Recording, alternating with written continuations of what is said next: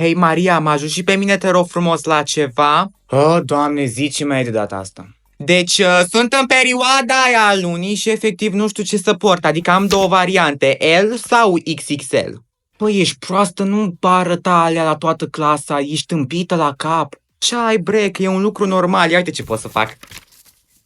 Bă, dar ești dilie la cap, te văd toți băieții ăștia, fii și tu mai discretă. Hai, tu nu te mai agita atâta, că nu-i mare lucru, hai că lasă-mă că nu ești de ajutor. Doamna, am și eu, vă rog frumos, nevoie să mă duc până la baie. Hai, no, Cătălina, că suntem în timpul orei, ți-ar de acum tare să te duci. Nu, doamna, dar am și eu o problemă feminină și trebuie să mă duc acum până la baie, înțelegeți? Adică la ce mă refer?